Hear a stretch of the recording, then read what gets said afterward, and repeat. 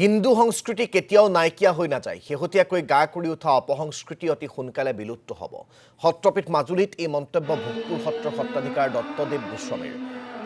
মাজুলীৰ প্ৰতিজন নাগৰিকক আন ধৰ্মৰ লোকক আশ্ৰয় নিদিবলৈ আহ্বান সত্ৰাধিকাৰগৰাকীৰ। মাজুলীত খ্ৰীষ্টান আগ্ৰাসন সন্দৰ্ভত প্ৰতিক্ৰিয়া প্ৰকাশ কৰি প্ৰয়োজনত যুঁজিবলৈ সাজু থকাৰ কথাও উল্লেখ কৰে দত্তদেৱ গোস্বামীয়ে। মাজুলীৰ সুৰক্ষাৰ বাবে দেহদান কৰি ৰাখিছোঁ বুলি ঘোষণা ঐতিহাসিক ভোগপুৰ সত্ৰৰ সত্ৰাধিকাৰগৰাকী। কিন্তু ৬৫টাই গীৰ্জা হল বুলি প্ৰচাৰ কৰোঁতে কোন সত্ৰ কেনেকৈ জীয়াই আছে সেইটোতো প্ৰচাৰ নকৰে। গতিকে আচলতে হিন্দু সংস্কৃতিৰ কোনো কালে লুপ্ত হৈ নাযায় আৰু যিটো অপসংস্কৃতি আহিছে এইবিলাক নিজে নিজে নাইকিয়া হ'ব। আজি আপোনালোকে দেখা পাইছে কমলাবাৰী অঞ্চলত ১০০ বছৰীয়া হিন্দু সন্মিলন পাতিছে। কেতিয়াবা পাতিছিলে নে হিন্দু সন্মিলন কমলাবাৰীত? হিন্দুত্বৰ কিমান এটা প্ৰভাৱ হৈছে।